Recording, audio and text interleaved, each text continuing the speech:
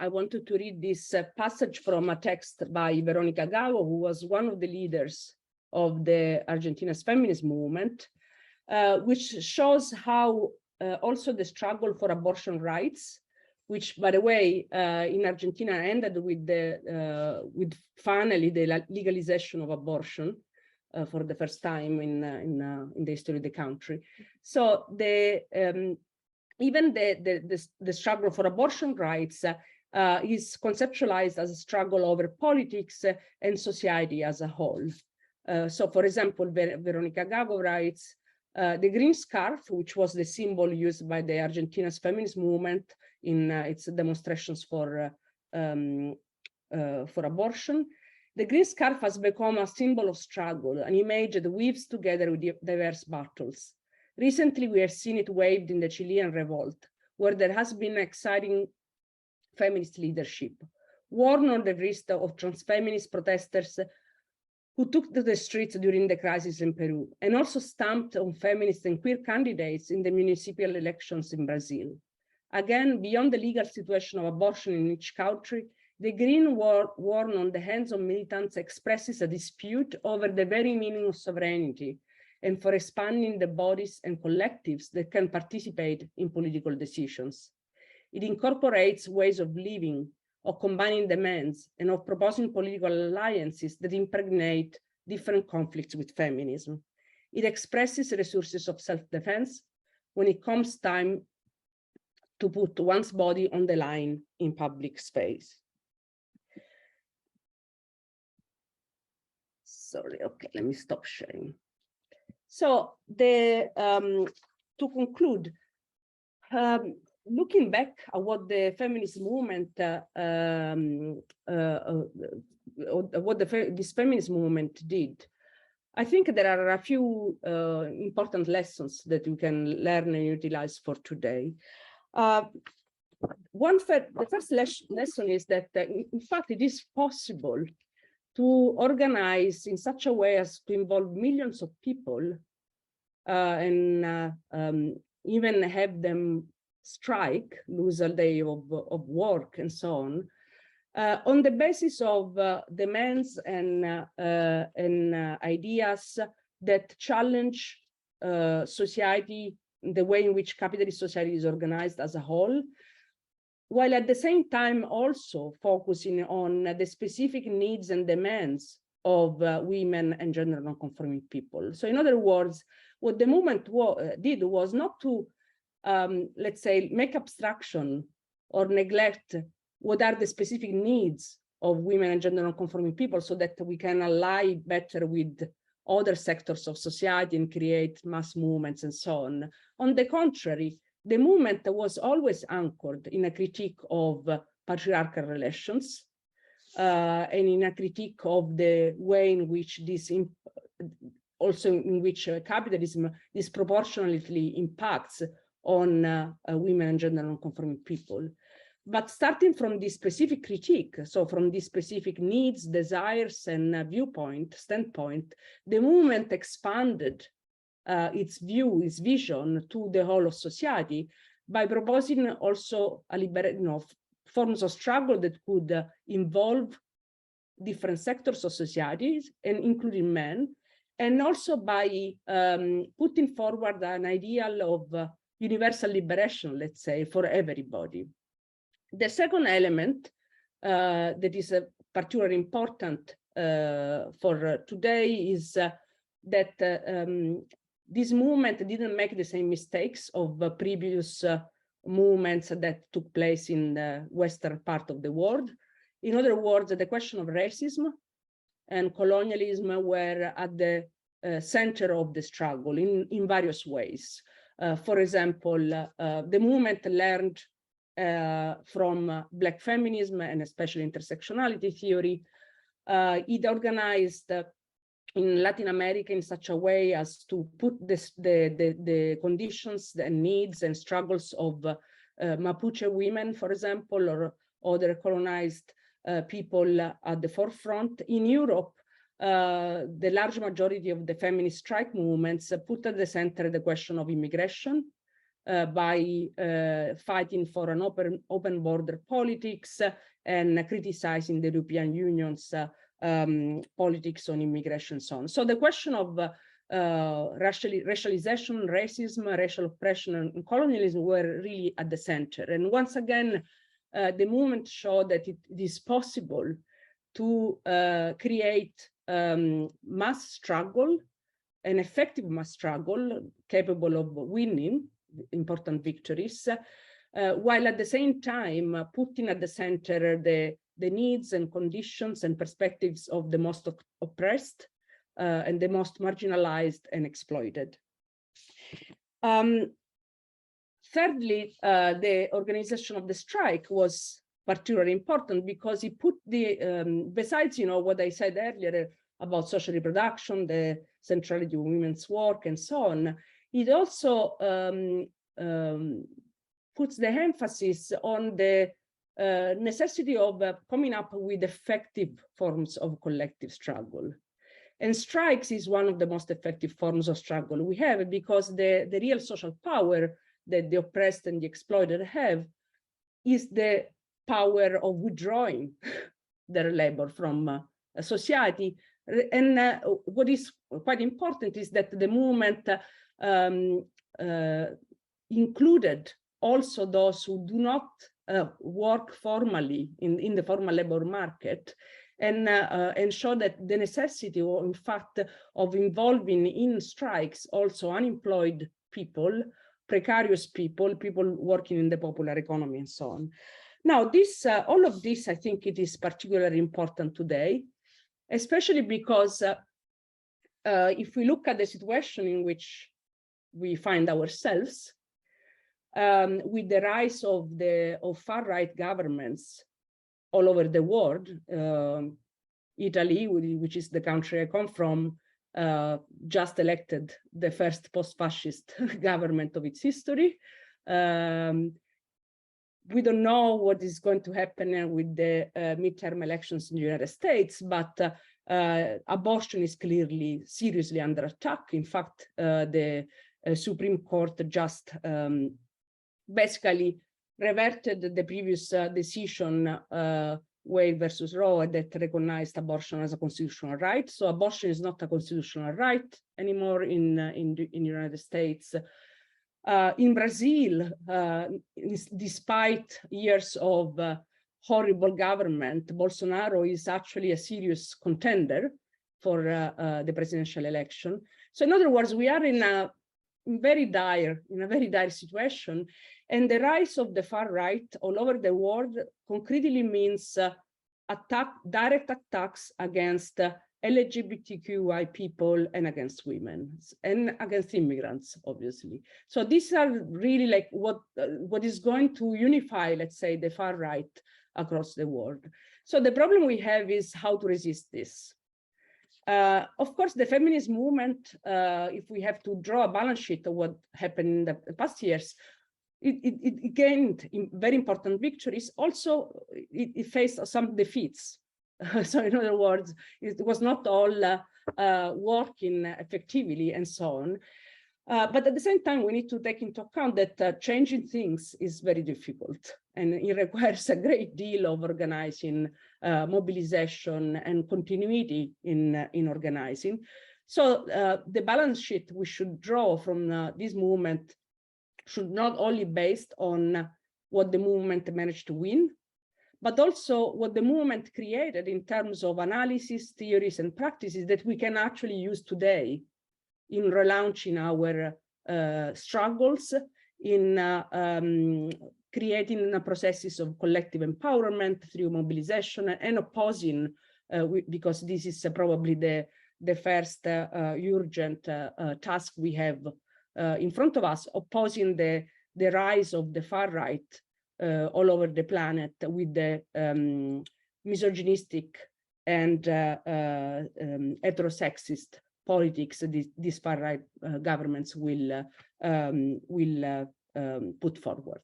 So my name is Ayisha, and I call myself a storyteller in addition to a poet, because storytelling has been my medium of advocacy. But in addition to being a climate advocate and a land defender and a water protector, I am also a woman, and by default, a woman and human rights activist. And this conversation will focus on climate change. The last conversation was a wonderful segue into that, because climate change in the part of the world I come from uses the pre-existing structures of hierarchy to further exacerbate suffering. And I think in order for us to comprehend how, I want to share the situation in Pakistan and the flood situation, to then share with you how it's impacting women every day. So people within the climate movement often say that the most vulnerable face the worst consequences of climate change. And vulnerability, we understand, can be attributed to children, working class individuals, people with marginalized race, gender, sexual identities, but we seldom acknowledge that individuals living in unstable countries are also extremely vulnerable, because knowingly or unknowingly, we, the general public, want them to prove their social innocence before we offer them assistance. And citizens of countries with unstable political climates not only face the consequences of things like floods, droughts, hurricanes, they endure the consequences of natural disasters twofold. First, because the international community is hesitant to giving them aid. And second, because the people in power are not prepared to deal with natural disasters and are already sitting in in seats of corrupt power. And this is the unfortunate case of Pakistan, as is the case of Afghanistan, as is the case of Iraq, Iran, Syria, where loss and damage is simply accumulating, and the demographic it is affecting the most are women and children. This year in my country, multiple disasters merged to cause a conglomerate human suffering. Spring in Pakistan began with prolonged heat waves. So March was the hottest recorded month in Pakistan in over 122 years, while simultaneously being one of the driest, with 62% less rain than average in Pakistan. In April, parts of the country reached 122 degrees Fahrenheit, which is 50 degrees Celsius, with wet bulb temperatures. Wet bulb temperature is the measurement that includes the moisture in the air, to 99 degrees Fahrenheit and 35 degrees Celsius. This is the absolute minimum. This is the absolute limit of human tolerance. 122 degrees Fahrenheit and 99 degrees Fahrenheit in wet bulb temperatures. And the heat waves that are occurring in Sindh and Balochistan are not random occurrences. They are due to climate change. They have become 30 times more likely to occur in this part of the world than ever before. And temperatures are breaking records and consistently 3 to 8 degrees Celsius above average, even in the coldest parts of the Himalayas. Of course, these heat waves affect rural and poor communities the most because people lack access to cooling systems. When the outside environment gets so hot that the human body cannot sweat to maintain equilibrium, it goes into shock. At 104 degrees Fahrenheit, humans can suffer from heat stroke, begin vomiting and experiencing nausea. And excessively release salt and moisture from their bodies, which cause muscle spasms and lead to cardiac arrest.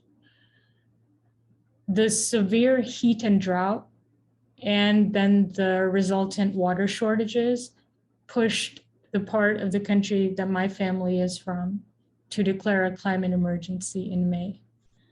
Simultaneously, there were large-scale power outages lasting from 10 to 14 hours, meaning people already living through intolerable heat did not have access to fans. And hospitals all over the country were overwhelmed, because with heat comes rotting garbage. And with rotting garbage comes mosquitoes.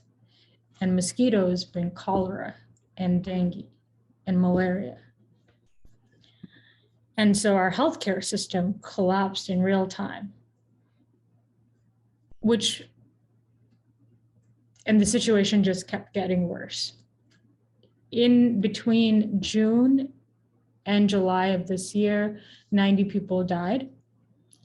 And what happened to even trigger even further climactic disaster is the heat wave caused our glaciers to melt. So Pakistan is home to 7,253 glaciers. That's the second most in the world outside of the Arctic. And these glaciers are pivotal freshwater sources. They started melting. That led to the lakes around the area to flood. And those floodings bled into the river. And in June, the area of Gilgit-Balochistan experienced massive lake overflow, and it took with it a bridge and 20 neighboring homes. So another side note is this area that I'm speaking about, Swat Valley, Hunza Valley, this is also where the Taliban, since 2001, have been extremely powerful in this part of the country. This is also where most of the suicide bombings began, and they extended to the rest of the country. This is also where school children could not go, girls could not go to school anymore because of the Taliban. And so again, conglomerate disasters merging. As the summer came, monsoon rains were intense. They combined with the unstable conditions of the glaciers, and they created record-shattering flash floods that have left 1/3 of the country underwater. Parts of the country are still underwater. The water is from 4 feet to 6 feet in some parts. And according to the United Nations, 33 million people are internally displaced. That is more than the entire population of Australia. That is almost 90% of the population of Canada. And among them, 16 million are children. Hundreds of thousands are sleeping on the bare ground to cover them from the sky. And among those suffering, the people paying for it the most are women. According to the UN, women are 14 times more likely to die than men during natural disasters. And in Pakistan, after the monsoon rains, gender-based violence has increased 2 times. Child protection concerns have increased 2-fold. Women are being forced to travel dozens of miles for bags of rice and lentils because the bags dispatched from the military are not enough to feed the hundreds of gaping mouths. Women and children in Balochistan are enduring negligence of 2-fold as well. First, because the global North's contribution to the climate crisis is more than their individual footprint. It is more than the nation's footprint, but also because of the social hierarchy I mentioned to you earlier. 8.2 of the women that that have been 8.2 million of the women that have been displaced are of childbearing age. And the UN Population Fund estimates that 650,000 of them are pregnant and need prenatal care. And 73,000 gave birth just in the month of September.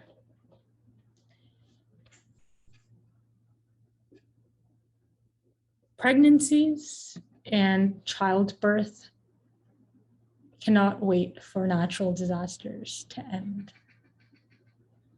And women were giving birth in flood zones. They were giving birth in the same water where dead bodies were floating. That water has now become extremely dirty and disgusting. There's animal feces in that water. There is dead animals in that water. Most of the people that were drowned have been found. And that water is sitting there, and those who could not get out were forced to give birth. The women in Pakistan need help. Like, the emergency is now. And that means mutual aid. It's as simple as that. Not just from the people in this room, but from your larger networks. On a larger note, it also means that when we speak about vulnerability and who is impacted most, we oftentimes assume that people live in democratic nation states. And if we give funding, the funding will get to them. And that's not what happens. So Pakistan as a nation state has collected hundreds of thousands of dollars. The money still has not reached the women being impacted. What is happening is young people, Fridays for Future Pakistan, literally 18 to 24-year-olds are getting on their motorbikes and going through flood zones to get bags of grain, rice, and menstrual pads to the women in tent areas. There is a huge structural lack of aid. And I think collectively, consciously, that's something that we need to be aware of. And so that's the second thing I would hope that people get out of this.